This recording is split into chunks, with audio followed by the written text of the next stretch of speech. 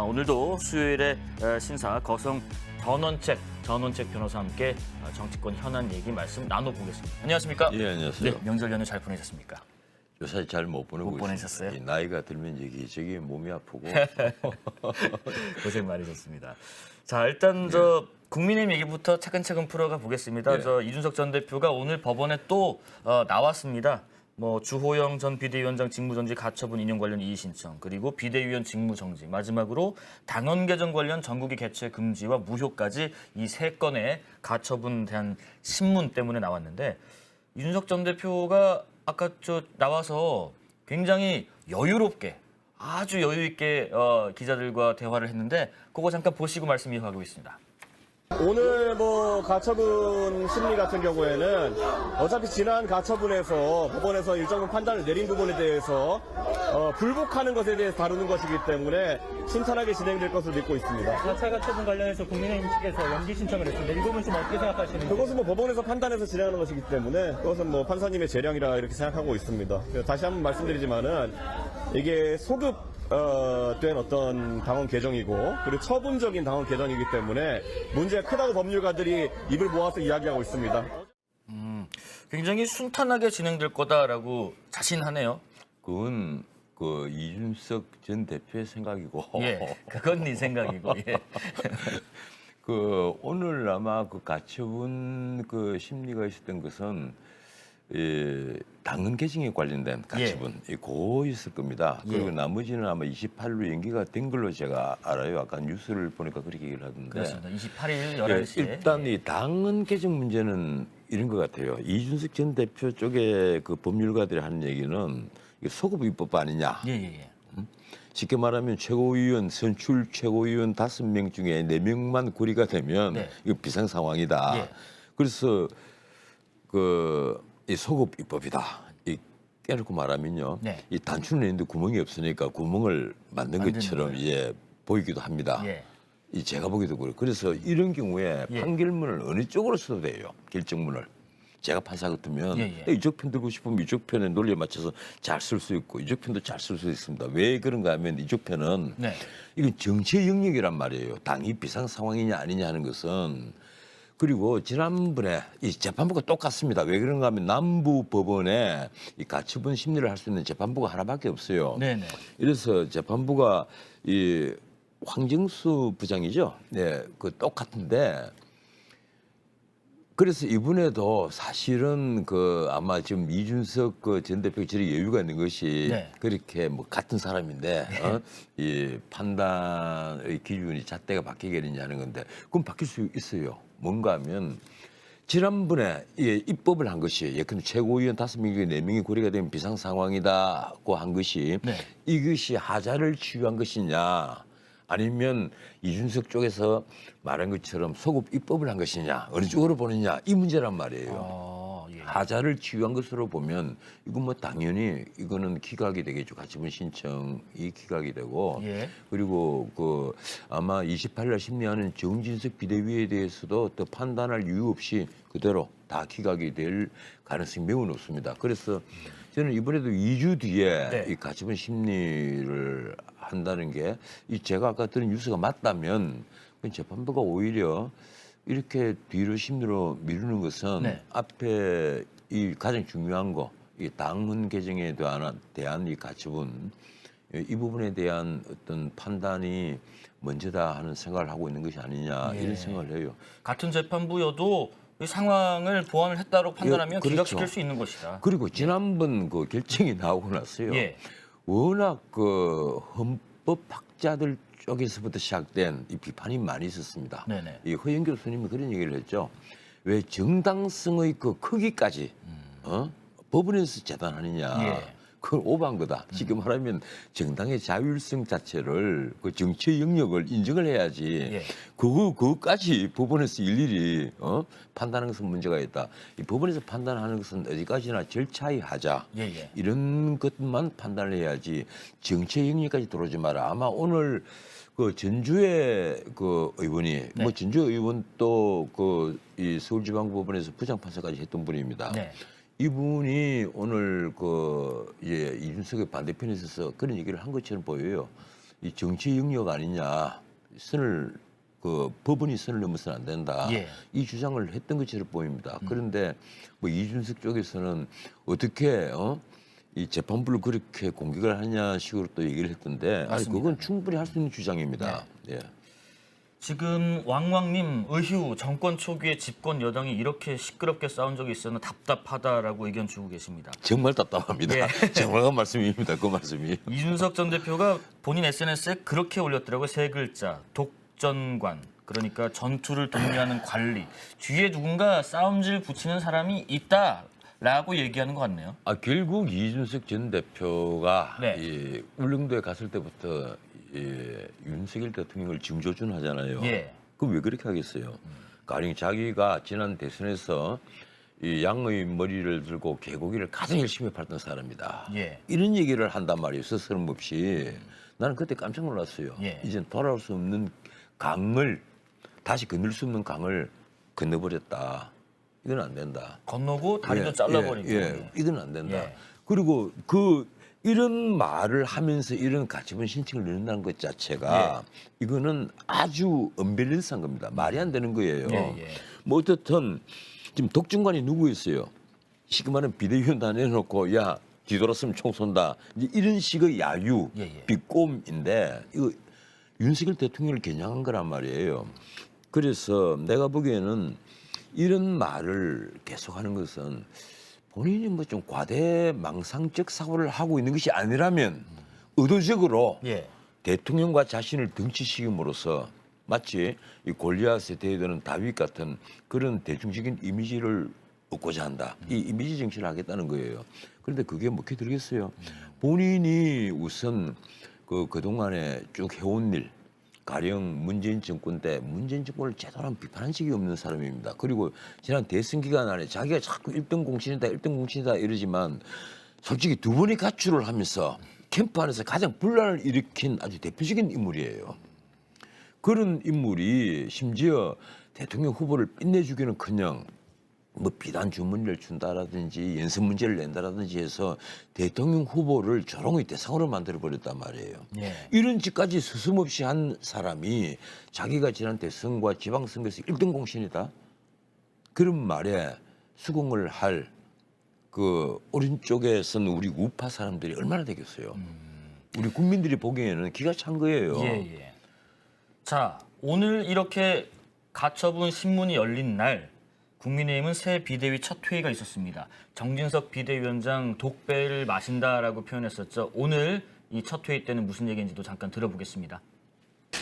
이준석 전 대표가 성상납 의혹 증거인멸 교사 혐의로 당원권이 정지된 지 2개월이 넘었습니다. 전임 주호영 비대위원장이 법원에 의해 직무 정지된 지 오늘로 꼭 19일째입니다. 우리 당의 전 대표가 당을 향해 무차별적으로 제기하고 있는 가처분 소송 언제 끝날지도 알 수 없는 상황입니다. 집권 여당의 지도부 공백이 장기화되면서 국정 동력이 크게 떨어졌습니다. 집권 여당이 제 역할을 못하고 국민들께 걱정만 끼쳤습니다. 국민 여러분께 송구스럽기 짝이 없습니다. 제가 말씀드렸다시피 이제 비대위원님들 의견은 아직은 수렴을 하지는 않은 단계인데 우선은 정기국회 선택과 집중을 해야겠다는 것이 비대위원장의 기본 입장입니다. 자, 정진석 비대위원장이 조금 전에 이진복 정무수석과 만나고 나왔는데 이진복 정무수석이 이렇게 백브리핑을 기자들에게 해줬습니다. 윤석열 대통령께서 해외 순방을 다녀온 이후에 당 대표들과 회동을 고려하겠다라고 얘기를 했습니다. 그러면 다음 주, 다다음 주 지나서 뭐 빠르면 국정감사 전에 만날 수도 있겠네요. 그런데 윤 대통령 입장에서는 그렇죠. 지금까지 협치를 얘기하면서 아직까지 민주당 의원, 야당 의원들을 단 한 번도 만나질 않았단 말이에요. 뭐 밥을 먹는다거나 아니면 커피라도 한잔 하면서 대화를 하는 모습이 있어야 되는데 지난번에 한번 국회의 의장단 만난 거 외에는 야당의 대표를 뭐 혹은 야당의 중진들을 이 친소 관계를 떠나서 만난 사실이 없어요. 그렇죠. 이재명 대표랑 전화통화 잠깐 한 거예요. 이 협치를 하겠다는 분이 야당을 만나지 않았다는 데는 부담을 많이 가지고 있을 겁니다. 그래서 그 만나긴 만나야 되겠는데 네. 지금 이재명 그 민주당 대표는 하는 말이 계속해서 영수회담 하자는 거예요. 계속 영수회담은 뭔가 하면 1대1로 하자. 예. 그 말은 지난 대선에서 윤석열 대 이재명 이 구도를 그대로 가지고 가겠다는 거예요. 예, 예. 근데 그건 윤 대통령이 응할 리가 만무하죠. 그리고 지금 대통령제에 있어서는 그 입법부와 행정부의 그 회담 이 형식 같으면 네. 가령 여야의 대표들과 대통령이 만나는 이런 형식 같으면 모르겠는데 대통령을 그 여당의 그 수장으로 봐서 이 영수회담을 하자, 여야 영수회담을 하자. 예, 그래 예. 이재명과 그 윤석열 대통령이 1대1로 만나자 하는 것은 윤 대통령으로서는 응할 수가 없는 거예요. 그리고 이 문민정부 들어와서 그런 회담이 있지도 않았고 전례가 없는 일입니다. 예, 예. 그래서 제가 보기에는 만나긴 만나야 되겠는데 아마 이번에 이제 비대위가 제대로 갖춰지고 하면 그쪽에 민주당 대표와 원내대표 예. 그리고 이쪽에 원내대표와 비대위원장 예. 그리고 대통령 그리고 아마 어쩌면 뭐 정의당의 대표도 그 낄 수도 있겠죠. 네. 과거에 그 문 대통령도 그런 형식의 모임을 했으니까. 그랬었죠. 예, 그래서 아마 회담이 열릴 가능성이 있습니다. 예. 그런데 특히 또 하나 지금 영수회담이 논란이 되는 것이 이재명 대표가 기소가 됐단 말이에요. 이미 공직선거법 위반으로 허위사실 유포 2건으로 기소가 됐고 거기다 또 하나 경찰에서 성남FC 후원금 의혹 사건으로 이미 그 기소 의견으로 송치가 됐거든요. 예. 이러니까 대통령 입장에서는 아무리 야당 대표지만은 기소가 된 분을 이 만나서 이 정치적인 문제를 논의한다는 데는 조금 부담을 가질 수밖에 없습니다. 예. 그런 점이 있을 거예요. 정윤석 비대위원장 얘기 하나만 더 해보겠습니다. 어제 그 얘기했습니다. 법원을 향해서요. 정치적 영역이다. 선 넘지 마라. 경고했는데 할 만한 얘기였나요? 글쎄요. 이 정진석 의원이 그런 말 좀 안 했으면 좋았겠죠. 그래요? 우선 예. 저는 이번에 정 부의장이라고 해야 됩니까? 정 비대위원장이라고 해야 됩니까? 뭐 지금 비대위원장으로 아직까지는 두 가지를 다 갖고 네, 있는데 네, 네. 이분이 오선 의원이잖아요. 예. 예, 그런데 이분이 비대위원을 어제 쭉 선임한 걸 보면서 제가 방송에서 참 하기 힘든 얘기인데 내가 깜짝 놀랐어요.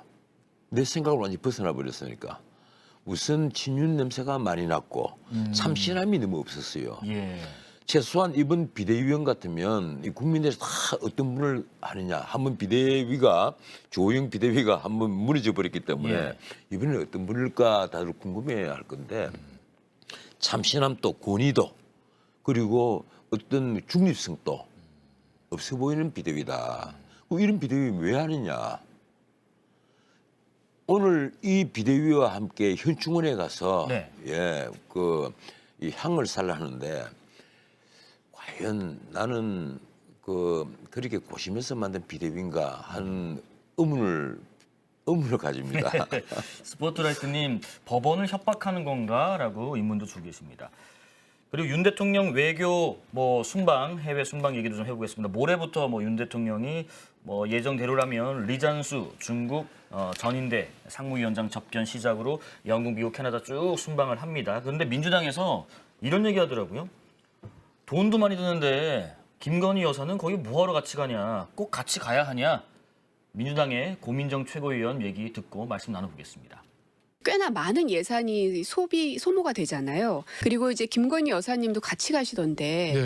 왜 또 꼭 같이 가야 되나 하는 생각도 좀 듭니다. 유엔 총회 같은 경우는 이 영부인 프로그램이 또 따로 있습니다. 그럼 그런가요? 그 안에서 혹시나 또 뭔가 사건 사고가 생기진 않을까 하는 걱정도 되고요. 그리고 영부인도 가서 그냥 장식품이 아니에요. 그곳에 있는 우리 동포들을 좀 위로한다든지 뭔가가 하나쯤은 있어야 되는데 지금은 이 김건희 여사에 대한 의혹들이 너무나 눈덩이처럼 불어나 있는 상황이라 네. 해외에 있는 외신들도 그리고 그 나라 사람들도 또 우리 동포들도 여사를 바라보는 눈초리가 그저 따뜻하지만은 않을 겁니다. 김건희 여사가 뭔가 의혹을 털기 전에는 이런 일정 소화하는 게 말이 안 된다 이런 주장인 것 같아요. 아니 그런데 나 고민정 의원이 예. 저렇게 나서서 왜 자꾸 마이너스 되는 소리를 할까? 마이너스 되는 소리인가요? 나는 참 궁금해집니다. 예. 뭔가면요. 네. 이번 순방 일정을 한번 보세요. 영국의 엘자베스 여왕 장례식, 그렇습니다. 예, 그 19일에. 조의를 표시하기 위해 취직합니다. 예. 그리고 유엔 총회에 가서 연설하기 위해서 가고, 예. 그 뉴욕입니다 거기는. 맞습니다. 그리고 캐나다에 가서 이제 그 정상회담을 하기 위해서 갑니다. 네네. 그런데 사실 이 영국 이 여왕 이 돌아가셨는데 조의를 표시하는 데는 부부 동반하는 것이 가장 예의 범절에 맞는 거예요. 그리고 유엔 총회는 뭐 아시다시피 그 영부인 프로그램이 별도로 있을 정도로 예. 내 부인들을 다 대동을 많이 합니다. 그리고 캐나다도 이 첫 방문인데다 정상회담이 있어요. 그 부인과 함께 가는 것이 원칙이죠. 예. 예.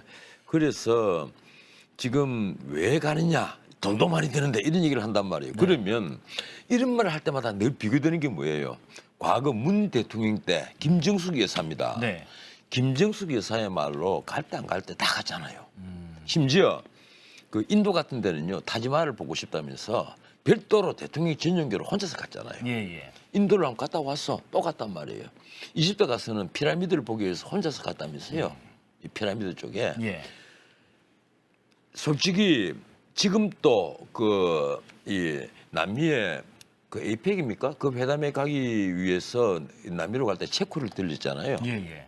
그때 우리 외교부가 체코와 체코슬라바키아도 구분 못할 정도로 무능을 드러내는 건데 그 대통령 이 통치권자가 없는 그 빈 통치권자가 나라를 비웠는데 네. 그 체코를 간 거예요.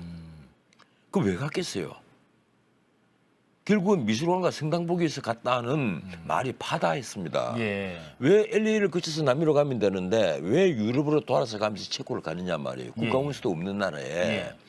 그래서 그때도 가령 김정숙 여사의 그 어떤 이 버킷리스트냐 이런 말이 나왔잖아요. 이 김정숙 여사가 워낙 세계 명성지 미술관 이런 걸 워낙 좋아하시는 분이다. 지금까지 쭉 그런 책도 나왔고 그런데 예. 이제 이런 말을 하면 어떻게 되겠어요? 김건희 여사를 왜 대동하느냐 돈도 많이 드는데 예. 정말 기가 막힙니다. 네. 어떻게 자기 눈에 든 대들보는 보지 않고 이 남의 눈에 든 티끌만 보이느냐 이런 말씀을 드릴 수밖에 없고 예. 우리가 여야 진보 보수를 떠나가지고 남을 비판하기 할 때는 비판하기 위한 비판을 하지 말고 네. 우선 자기 자신부터 다 뒤돌아보고 네. 그리고 이건 좀 그렇지 않느냐 이럴 경우에 비판하는 것이 특히 또 대통령 부인이 문제지 않습니까? 예. 그리고 대통령 취임한 지 아직까지 그 말씀드리면 6개월이 안 됐어요. 네네. 허니문 기간이 아직도 안 끝났어요. 그런데 대통령 부인이 두 번째 해외 순방 나가는데 부인 대동한 걸 두고 왜 부인을 데리고 가느냐 세금 많이 우리 혈세가 드는데 이런 식의 얘기를 하는 것은요. 혹시나 사고 치면 어떡하냐 걱정된다. 예, 내가 보기에는 참 기가 막힙니다. 예. 제발 좀 자중자애를 해주셨으면 합니다. 어느님께서도 그러시네요. 김정숙 여사도 혼자도 갔었는데 뭐 같이 가는 게 왜? 라는 의견 주고 계시고요. 어제 저희 코너에 박지원 원장도 나오셨거든요. 박지원 예. 전 원장도 무슨 소리냐 김건희 여사 반드시 동행해야 된다라고 하시더라고요. 왜 그런가 하면요. 특히 그 엘자베스 예. 2세 거기는 전 세계에서 전문객들이 다 모입니다. 네. 아마 많은 분들이 대다수가 그 부부 동반을 할 것으로 보입니다. 이 예. 조의를 표시할 때는 물론 혼자 가는 경우도 많지만은 가급적 부부가 동반해서 조의를 표시하는 것이 기본적인 예의거든요. 서양이든 동양이든 그렇습니다. VIP가 1000명이나 예. 온다고 하더라고요. 예. 예. 그러니까 이게 같이 오는 거겠죠. 아마. 예. 예. 그래서 이 여러 가지 경우가 있는데 네. 가령 이제 비즈니스로 이 국가를 방문할 때는 그럼 혼자서 가는 경우도 많죠. 가방 들고 뭐 가면 되니까. 네네. 근데 국빈 방문할 때는 반드시 부부 동반하는 것이 또 예의고. 그래서 다 이 방문마다 다 이 경우가 다 다른데 어쨌든 저는 이 말씀을 꼭 드리고 싶어요. 과거 문 대통령 때 네. 김정숙 여사가 어떻게 했는가를 아신다면 네. 지금 김건희 여사에게 이런 식으로 비판하고 나서서는 안 된다. 예컨대 뭐 장신구 문제를 이번에도 이 특검을 할 때 어떻게 뭐 후원을 받았느냐 이까지도 포함이 돼가 있어요. 특검 그 수사 항목 3개 중에. 예. 근데 제가 기가 막히는 게 무슨 김정숙 여사의 옷과 장신구가 얼마나 논란이 됐습니까? 그래서 소송까지 했고 법원에서 다 특수활동비와 그 내역을 다 공개해라 이런 판결이 났는데도 대통령 기록물에 다 집어넣어 버렸단 말이에요. 네네. 그래서 지금까지도 논란이 되고 있잖아요. 근데 본인 눈에 든 대들보는 그렇게 안 보이는 모양이에요 지금. 공민정 의원이 자꾸 마이너스 되는 얘기를 하고 계신다는 의견이십니다. 경제 외교도 지금 순방 과정에서 관심 보내는데 특히나 최근에 그 미국이 문제 전기차, 많죠. 배터리, 바이오 산업까지 미국에서 생산해라. 메이드 인 USA. 그래서 미국산 우선 정책을 내놨는데 위기다, 기회다 의견도 좀 갈리는 상황에서 윤 대통령이 유엔 총회 때 참석해서 만약에 미 측과 만난다면 동맹국으로서 어떤 협상을 해야 하나요? 전기차법 같은 것은요 미국의 항의를 제대로 해야죠. 네. 이 뭔가 하면요. 우리는 테슬라 같은데 국가 수준 보조금 그대로 다 줍니다. 예. 그런데 미국은 우리 보고 다 투자해라 뭐 해라 해서 바이든이 와서 뭐 토니 땡큐 토니 뭐 삼성 고맙다 이 말을 해서 투자를 다 이끌어 놓고 막상 전기차에 대해서 한국을 쏙 빼버렸어요. 네네. 그리고 빼고 나니까 지난번에 낸시 펠로시에 대해서 그 박대를 한 것이 원인이 아니냐 네. 이런 말까지 나오고 있단 말이에요. 예.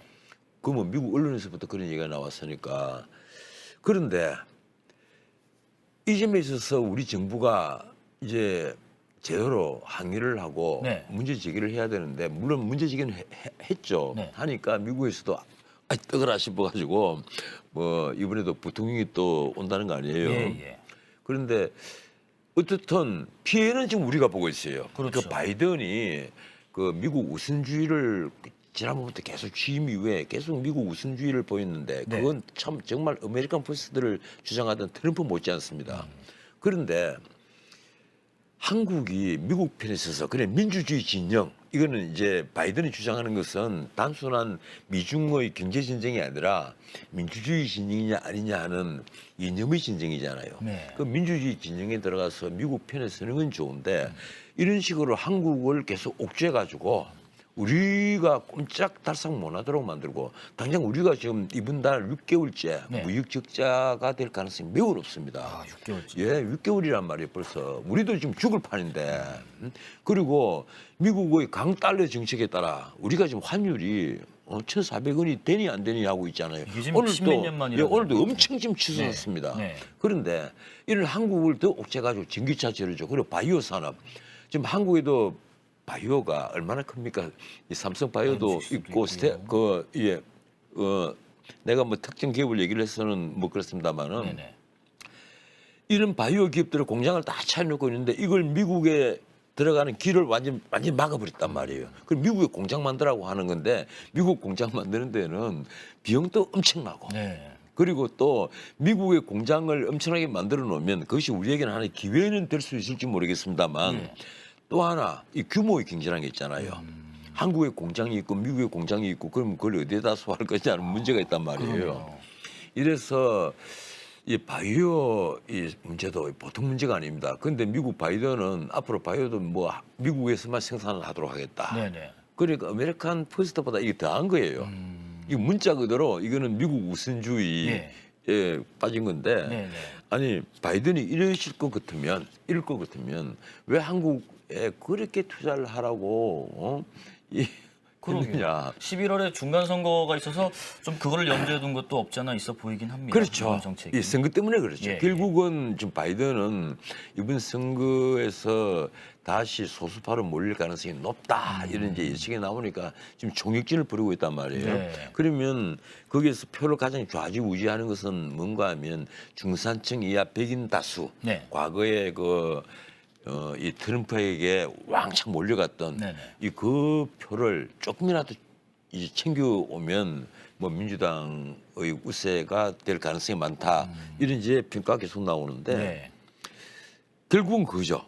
결국은 미국의 일자리 만들고 네. 얼마나 미국에 이익이 되도록 이 바이든의 정책을 펴느냐 그걸 네. 국민들이 보여주겠다는 거예요. 미국 일자리예요. 이 일자리는 그만큼 소중한 건데 이 우리가 미국에 투자를 하는 건 좋은데 이 전기차고 그리고 바이오고 반도체고, 이게 또 반도체 맞습니다. 네. 반도체 전쟁은요. 지금 한국 삼성전자하고 SK 하이닉스를 비롯해서 이 반도체 문제는요. 어쩌면 앞으로 두고두고 논란이 될 가능성이 굉장히 높습니다. 이 한국을 먹이 살리는 네. 핵심 그 이익을 갖고 오는 데 있어서 절반을 차지하는 것이 반도체입니다. 예, 예. 그 지금 우리 국민들이 잘 모르실 건데요. 우리를 먹이 살리는 것 중에 절반이 반도체예요. 네네. 그렇게 아시면 정확합니다. 이 반도체를 지금 옥죄고 있단 말이에요, 미국이. 예. 특히 미중 전쟁에 있어서 핵심이 반도체잖아요. 그런데 이거는 이제 어떻게 할 거냐, 앞으로 어떻게 할 거냐. 아마 윤석열 대통령이 이 점에 있어서는 공부를 좀 하시고 그리고 그 미국에 각을 세울 때는 각을 세워야만 한다. 네. 이 바이든과 늘 좋을 수는 없다. 네. 뭐 필요하면 우리가 대들 건 대들고 항의할 것은 항의를 하고 해야만 그 우리 이익을 훼손당하지 않지.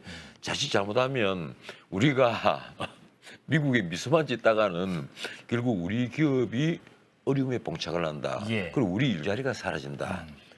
이걸 좀 생각을 했으면 합니다. 장난감님께서 중국에 등지고 미국에 붙었는데 미국은 뒤통수를 치고 있는 형국이구나라는 의견 주십니다.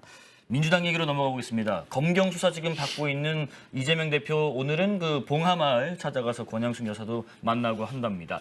당내에서는 지금 이재명 대표 향한 그 수사에 강력 반발하면서 대응 수위를 높이고 있고 어제인가요? 이재명 대표 그랬습니다. 이 결과가 왜 이렇게 뒤집힌 것 같으세요? 했더니 그 경찰한테 가서 물어보시더라고 했습니다. 오늘 이재명 대표 최고회의 때도 한마디 했습니다. 들어보시죠. 정부도 정쟁 또는 야당 탄압 또 정적 제거 이런 데 너무 그 국가 역량을 소모하지는 마시고 또 모든 정치의 목적은 국민의 삶을 개선하는 것입니다. 대리인으로서 충직하게 국민의 삶을 개선하는 데 집중하겠다는 말씀을 드리고 우리 전기차 수출 기업들이 미국 시장에서 엄청난 피해를 입게 됐습니다. 이게 사실은 외교 실패에서 온 경제 실패의 대표적 사례라는 생각이 듭니다. 미국의 주요 인사를 패싱하는 것으로 소위 펠로시 패싱이 한국 전기자동차 패싱을 불렀다 이렇게 외신에서도 보도하고 있습니다만 시간 관계상 마지막 요 질문 좀 드려보겠습니다. 민주당에서는 지금 김건희 특검법 관련해서 민주당 내에서 의원들이 그럽니다. 여러 여건상 현실적이지 않다라고 얘기가 나오는데 최근에 연휴 때 발표된 여론조사 보면 또 이게 필요하다, 특검이 필요하다는 여론이 또 과반 이상이긴 합니다. 민주당은 이 여론을 등에 업고 계속 밀고 나가겠죠? 지금 여론이 55% 적게 나오면 많이 예. 나오면 뭐 60% 이렇게 나옵니다. 네네네. 특검법이 필요하다. 그 왜 그렇겠어요? 지금 국민의힘 아니면 보수 우파 예. 뭐 이쪽만 여론을 조사하면 정반되겠죠. 그런데 우리나라 지금 절반이 쪼개져가 있어요. 완전히 절반이 쪼개져가 있잖아요.